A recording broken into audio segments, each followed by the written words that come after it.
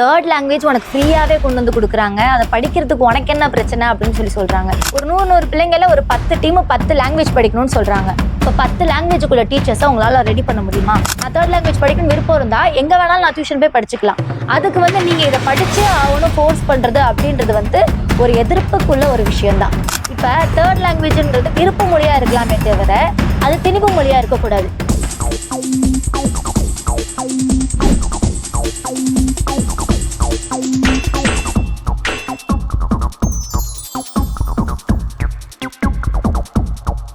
வணக்க மக்களே, இன்னைக்கு சமூகத்துல ரொம்ப ஹாட் டாபிக்கா போகுதுல மும்மொழி கொள்கை.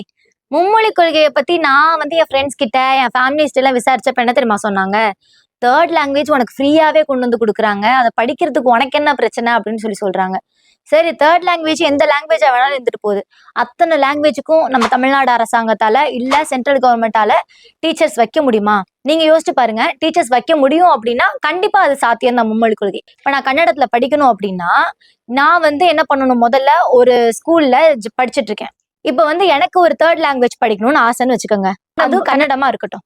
அப்ப அந்த கன்னட மொழியில நான் இப்போ ஒரு ஸ்கூல்ல ஜாயின் பண்ணிருக்கேன், ஸ்கூல்ல படிச்சுட்டு இருக்கேன்.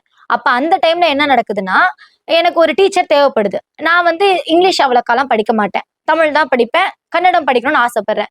அப்ப எனக்கு சொல்லித்தர டீச்சர் என்ன டீச்சரா இருக்கணும்? கன்னடம் தெரிஞ்சிருக்கணும், தமிழ் மொழி எழுத படிக்க தெரிஞ்சிருக்கணும். அப்ப அந்த மாதிரியான டீச்சர் ஒரு ஆளுக்கு ரெடி பண்ணிடுவீங்க. ஒரு ஸ்கூலுக்கு 1000 பிள்ளைங்க இருக்காங்க. 1000 பிள்ளைங்கள்ல ஒரு 100 பிள்ளைங்களா வச்சுக்கோங்க. ஒரு 100 பிள்ளைங்கள ஒரு 10 டீம் 10 லாங்குவேஜ் படிக்கணும்னு சொல்றாங்க. 10 லாங்குவேஜுக்குள்ள டீச்சர்ஸை உங்களால ரெடி பண்ண முடியுமா? திருச்சியில ஒரு 1000 ஸ்கூல் இருக்குன்னு வச்சுக்கோங்க. தமிழ்நாட்டுல கிட்டத்தட்ட எத்தனையோ ஸ்கூல்ஸ் இருக்கு. அப்படி இருக்கிற அத்தனை ஸ்கூலுக்கும் டீச்சர்ஸ் உங்களால அலாட் பண்ண முடியுமா? சரி, இது எல்லாத்தையும் ஒரு பக்கம் நீங்க வச்சுக்கோங்க. வட மாநிலத்துல எத்தனை பேர் அந்த தேர்ட் லாங்குவேஜ் படிச்சிருக்காங்க? அப்படி படிச்ச தேர்ட் லாங்குவேஜ் பர்சன்ஸ் எதுக்கு இப்ப இங்க உழைச்சிட்டு இருக்காங்க? வட மாநிலத்துல ஸ்கூல் படிக்காத பிள்ளைங்க கூட இன்னைக்கு நான் பார்த்துட்டு வரேன்.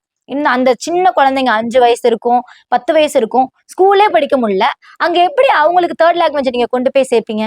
இப்ப நம்ம தமிழ்நாட்டுல பாத்தீங்கன்னா கிட்டத்தட்ட நிறைய பேர் நல்லா படிக்கிற கூடியவங்க தான் இருக்காங்க. ஆனா தமிழ் மொழியே இங்க எங்களுக்கு இலக்கணம் சார்ந்து நாங்க படிக்கும் போது தமிழ் மொழியே சிக்கலா இருக்கு. அதுல இங்கிலீஷ்னு சொல்ல போனா நிறைய ஸ்டூடெண்ட்ஸ் ஃபெயில் ஆகுறாங்க, நிறைய ஸ்டூடெண்ட்ஸ் அரியர்ஸ் வைக்கிறாங்க. அப்படி இருக்கும்போது ஒரு தேர்ட் லாங்குவேஜ் வரது அப்படின்றது எங்களுக்கு ஒரு டஃப்பான ஒரு விஷயம். இப்ப தேர்ட் லாங்குவேஜ்ன்றது விருப்ப மொழியா இருக்கலாமே தவிர திணிப்பு மொழியா இருக்கக்கூடாது. இப்ப நாங்க எடுத்துக்கிற அந்த பாடம் நாங்க விருப்பப்பட்டு படிக்கணும். எதை சொல்றேன் அப்படின்னா, எனக்கு கன்னடம் படிக்கணும்னு ஆசையா இருக்கு, எனக்கு தெலுங்கு படிக்கணும்னு ஆசையா இருக்கு, இல்ல ஹிந்தி படிக்கணும் ஆசையா இருக்குன்னா நான் படிக்கிறேன். இப்போ அந்த வேக்கண்ட் இருக்கு. நான் தேர்ட் லாங்குவேஜ் படிக்கணும்னு விருப்பம் இருந்தா எங்க வேணாலும் நான் டியூஷன் போய் படிச்சுக்கலாம். அதுக்கு நீங்க இதை படிச்சே ஆகணும் ஃபோர்ஸ் பண்றது அப்படின்றது ஒரு எதிர்ப்புக்குள்ள ஒரு விஷயம் தான். இன்னும் சொல்லணும்னா, இப்ப எங்களுடைய அந்த கல்வி திட்டத்திலே பாத்தீங்கன்னா சமச்சீர் கல்வி திட்டம்னு ஒண்ணு கொண்டு வந்திருக்காங்க. அதுல நாங்க 10th படிக்கிற சிலபஸை 5th படிச்சிருவோம், 12th படிக்கிற சிலபஸை நாங்க 10th படிச்சிருவோம். அப்படி நாங்க படிக்கக்கூடிய சூழல்ல நீங்க எதுக்கு அந்த தேர்ட் லாங்குவேஜ்ன்றது கொண்டு வரீங்க? அதற்காக ஒரு ஆசிரியர்களை உங்களால நியமிக்க முடியுமா அப்படின்னு தான் கேள்வி.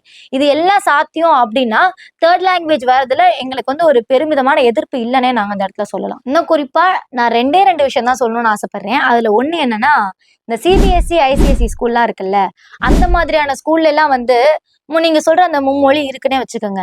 அப்படி இருக்கும்போது அந்த இடத்துல மும்மொழியில நீங்க ஃபர்ஸ்ட் லாங்குவேஜா என்ன கொடுக்கணும்? நம்ம பேசுற தாய்மொழியான தமிழ் மொழி தான் கொடுக்கணும். செகண்ட் லாங்குவேஜ் இங்கிலீஷா இருக்கட்டும். தேர்ட் லாங்குவேஜ் அவங்க சான்ஸ்கிரிட் படிக்கிறாங்க, பிரெஞ்சு படிக்கிறாங்க, இல்ல கன்னடம் படிக்கிறாங்க, ஏதோ ஒண்ணு இருக்கட்டும். அப்படி இருக்கும்போது தமிழ் லாங்குவேஜ்ன்றது அந்த இடத்துல ஒரு சில ஸ்கூல்ல எல்லாம் தமிழ் லாங்குவேஜ் இல்லாம போகுது.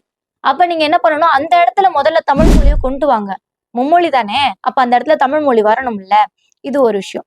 இன்னொரு 2வது விஷயம் என்னன்னா, இப்ப நீங்க இங்க மும்மொழின்னு சொல்றீங்க. அப்ப வடநாட்டிலயும் கல்வி அறிவு இல்லாத மக்கள் இருக்காங்க. அப்படி இருக்கும்போது அவங்களுக்கு ஹிந்தியே சரியா தெரியாது, அதுல இங்கிலீஷும் சரியா தெரியாது. அவங்க என்ன அங்க தேர்ட் லாங்குவேஜ் படிக்கிறாங்க?